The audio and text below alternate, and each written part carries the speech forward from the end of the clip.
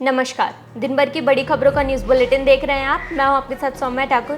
पहली नजर आज की कुछ सुर्खियों पर। प्रधानमंत्री Narendra Modi G7 summit attend करने के लिए गए। वहां उन्होंने यूक्रेन के राष्ट्रपति वोल्डिमिर ज़ेलेंस्की के साथ बैठक की। दोनों नेताओं ने एक दूसरे का स्वागत किया और इसके साथ ही पीएम मोदी ने ब्रिटेन के प्रधानमंत्री ऋषि सुनाक के साथ भी मुलाकात की। हाल ही में खत्म हुए लोकसभा चुनाव के बाद राज्यसभा के 10 पद खाली हुए हैं। दरअसल राज्यसभा के सदस्य लोकसभा के लिए इलेक्ट हो गए हैं। राज्यसभा सेक्रेटेरिएट ने खाली पोस्ट की सूचना दी, जिसमें असम, बिहार, महाराष्ट्र में से 2-2 और हरियाणा, मध्य प्रदेश, राजस्थान और त्रिपुरा में से एक पोस्ट खाली है। चुनाव आयोग अब राज्यसभा के इन पदों को भरने के लिए चुनाव की नई तारीख की घोषणा करेगी। नीट परीक्षा में हुई लापरवाही को लेकर देश भर में छात्र प्रदर्शन कर रहे हैं। राजधानी दिल्ली से लेकर कोलकाता, पटना तक विरोध प्रदर्शन किया जा रहा है। मेडिकल छात्र नीट पेपर लीक को लेकर नेशनल टेस्टिंग एजेंसी पर सवाल उठा रहे हैं। फिलहाल इस मामले में जांच भी चल रही है। बिहार में नीट पेपर लीक के मामले में जांच इकोनॉमिक ऑफेंस यूनिट कर रही है।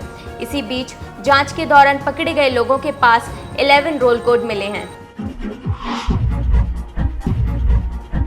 दक्षिण भारत में समय से पहले आने के बाद मॉनसून कमजोर पड़ गया है, जिसका असर उत्तर और पूर्वी भारत के हिस्सों पर पड़ रहा है और उत्तर प्रदेश के कुछ हिस्से और बिहार समेत कई राज्यों में लू और भीषण गर्मी की चपेट में है।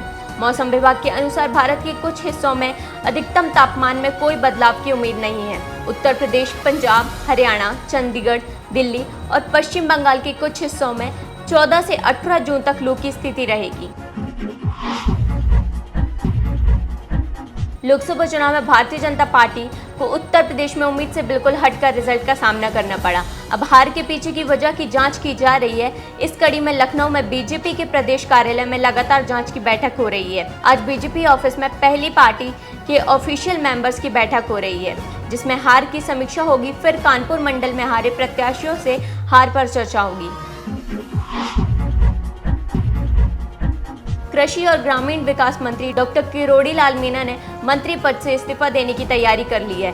किरोड़ी लाल मीणा लोकसभा चुनाव के नतीजे आने के बाद से कृषि भवन के ऑफिस नहीं गए और सरकारी गाड़ी भी छोड़ दी। सरकारी कामकाज से भी लगभग दूरी बना ली है। सूत्रों के मुताबिक यह माना जा रहा है कि उनका इस्तीफा लगभग तैयार है। अगले 2 से 3 दिन तक इस्तीफा की घोषणा कर सकते हैं। फिलहाल डॉक्टर किरोड़ी ने इस मुद्दे पर कोई भी टिप्पणी करने से इनकार कर दिया है।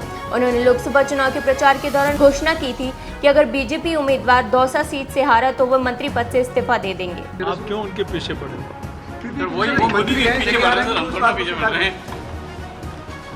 देखिए, ऐसा कुछ नहीं है। किरोड़ी लाल जी पार्टी के वरिष्ठ नेता हैं, एक जिम्मेदार व्यक्ति हैं। बैठ के बातचीत करेंगे उस विषय में। शराब घोटाले में गिरफ्तार किए गए दिल्ली के मुख्यमंत्री अरविंद केजरीवाल ने अदालत के सामने 2 मांगे रखी हैं। केजरीवाल चाहते हैं कि मेडिकल जांच के दौरान उनकी पत्नी भी वीडियो कॉन्फ्रेंसिंग के जरिए मौजूद रहें। केजरीवाल ने दूसरे आवेदन में कहा कि मेडिकल बोर्ड जब भी बैठे तो हमें अपने इनपुट देने की अनुमति दी जाए। स्पेशल जज मुकेश कुमार की अदालत ने केजरीवाल की मांगों पर तिहाड़ से जवाब मांगा है। जमानत याचिका पर अब 19 जून को सुनवाई होगी। राष्ट्रीय राजधानी दिल्ली के इलाकों में पानी का संकट बहुत ज्यादा बढ़ चुका है। केजरीवाल सरकार का कहना है कि दिल्ली में इस समय रोजाना 50 मिलियन गैलन पानी का शॉर्टेज है। पानी की सिर्फ 1-2 टैंकर पर पूरी कॉलोनी को निर्भर रहना पड़ता है। मामला सुप्रीम कोर्ट तक पहुंचा और जल संकट पर घंटों सुनवाई भी हुई। दिल्ली सरकार का कहना है कि जल संकट के लिए टैंकर माफिया जिम्मेदार है। वहीं बीजेपी प्रदेश अध्यक्ष वीरेंद्र सचदेव ने कहा कि दिल्ली वासी आम आदमी पार्टी की सरकार को जल्द से जल्द हटाएं। जल संकट मामले में हिमाचल सरकार भी अपने बयान से पलट गई और सप्लाई से इनकार कर दिया। मैं बिल्कुल इस बात से सहमत हूँ कि टैंकर माफिया पे नकेल कसनी जरूरी है। अगर हरियाणा में पानी भरा जा रहा है तो हरियाणा पुलिस को उनको रोकना होगा। अगर दिल्ली में मुनक कनाल पे पानी उनसे वो भर रहे हैं तो दिल्ली पुलिस को उनको रोकना होगा। बकरा ईद को लेकर योगी सरकार ने सख्त आदेश जारी किए हैं। मुख्यमंत्री योगी आदित्यनाथ ने अधिकारियों को 24 घंटे अलर्ट पर रहने के निर्देश दिए। सड़क पर नमाज पढ़ने पर रोक है और केवल कुछ जगहों पर ही नमाज पढ़ने की अनुमति दी गई है। बकरा ईद पर पशुओं की कुर्बानी पर भी रोक रहेगी। नागौर से सांसद हनुमान बेनीवाल ने उप मुख्यमंत्री दिया कुमारी को बेबस बताते हुए कहा कि पीडब्ल्यूडी का जिम्मा संभाल रही डिप्टी सीएम दिया कुमारी अपने विभाग के अफसरों की मनमानी के आदेश के आगे बेबस हैं और अधिकारियों की झूठी रिपोर्टों के आधार पर वे डिपार्टमेंट चला रही हैं। राष्ट्रीय लोकतांत्रिक पार्टी के अध्यक्ष ने सोशल मीडिया पर पोस्ट करते हुए सीएम भजनलाल शर्मा से विभाग के कामकाज को लेकर एसीबी की जांच की मांग की।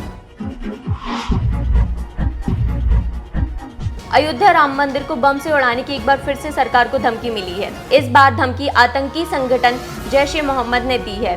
इसका एक ऑडियो सोशल मीडिया पर वायरल हो रहा है। योगी सरकार ने अलर्ट जारी कर दिया है। अयोध्या में सिक्योरिटी बढ़ाकर चेकिंग अभियान के साथ जांच शुरू कर दी गई है। इंशाअल्लाह बाबरी मस्जिद की जगह जो तुम्हारा मंदिर बना हुआ है और वहाँ हमारे 3 साथी शहीद हुए हैं, इंशाअल्लाह इस मंदिर को गिराना हमारी जिम्मेदारी बन चुकी है। आज दिल्ली के कई इलाकों में तापमान 45 डिग्री के पार जाने के बाद दोपहर 3 बजे के बाद एनसीआर के कई इलाकों में बारिश हुई। गाजियाबाद में जहां तेज हवाओं के साथ बारिश हुई, वहीं नोएडा के भी कई इलाकों में धूप के बीच में हल्की बूंदाबांदी देखने को मिली। पाकिस्तान के एक वकील ने पाकिस्तानी क्रिकेट टीम के खिलाड़ियों के खिलाफ देशद्रोह की याचिका दायर की है। वकील ने पूरी टीम पर कई गंभीर आरोप लगाए हैं। पाकिस्तानी न्यूज चैनल के मुताबिक वकील ने याचिका में कहा कि वह अमेरिका और भारत के खिलाफ मिले हार से बहुत हताश हैं। वकील ने कप्तान बाबर आजम की टीम पर देश के सम्मान को दांव पर लगाकर धोखाधड़ी से पैसे कमाने का आरोप लगाया है और इस याचिका को मंजूरी भी मिल गई है। ऐसे में पाकिस्तान की टीम पर अब जेल जाने का खतरा मंडराने लगा है। दिन भर की बड़ी खबरों में बस इतना ही। फिर होगी आपसे मुलाकात। नमस्कार।